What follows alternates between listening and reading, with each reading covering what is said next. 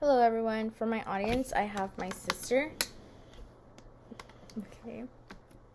I'll play dead so I don't get shot. This was the last message a victim from a San Antonio shooting sent their parent. A message that could either give you hope they will be okay or that gut-wrenching feeling of dread.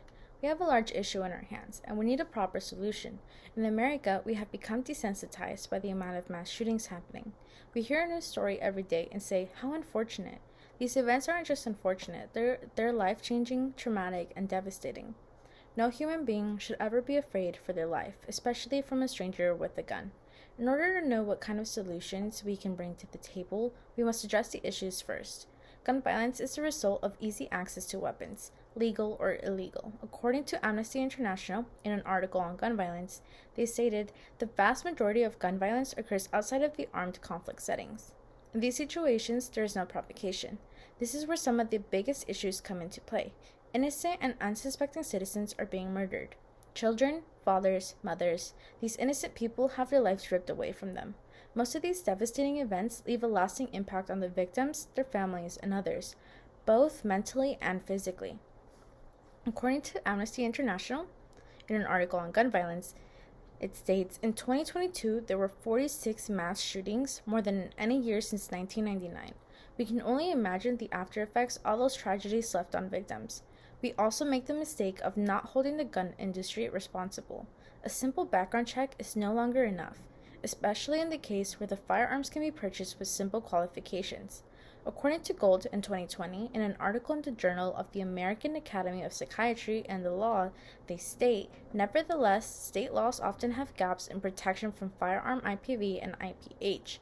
These gaps often make access to weapons far easier, and of course, how can we forget about the far too easily accessible firearms in the home of someone who is not mentally fit to apply to carry even less used one?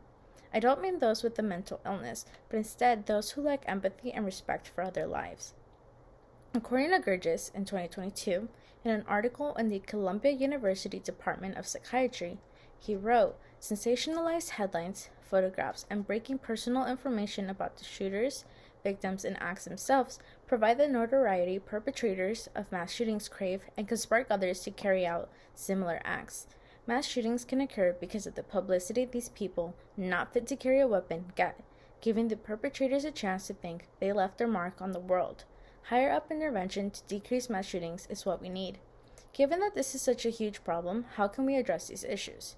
Well, for starters, there are many solutions, but stricter policies could be introduced, along with safe storage and careful vending of firearms.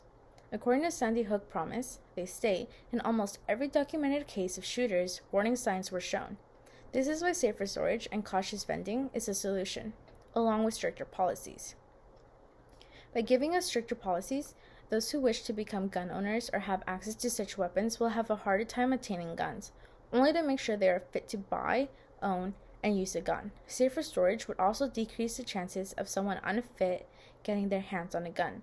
A way the gun industry can be more responsible is looking into their customers vigilantly and having serial numbers that cannot be filed down on firearms so they can be linked to buyers easily. A possible objection to this would be, you're taking away our right to carry firearms. Not necessarily taking away your right to carry guns, only making it more difficult to do so. I believe stricter policies would make us feel safer wherever we are, be it your workplace, a school, and even your church. Access to firearms would not be as easy with safer storage. And careful vending could decrease the chances that someone unfit to carry could purchase a firearm. So what would it look like if we implemented this solution? Imagine a world where you can go to school, church, your workplace, or even your favorite mall without any fear, and a feeling of pure safety with a bright smile on your face and absolutely at ease. Thorough policies along with safer storage and heedful vending of firearms would allow only those who are deemed responsible and mentally capable to access guns. Society would benefit from this by ensuring themselves they are in a safe space where they don't have to fear for their lives. The situation would only continue to worsen. There would be more news reports on the latest shooting, more lives lost, and more families in despair if we took no action.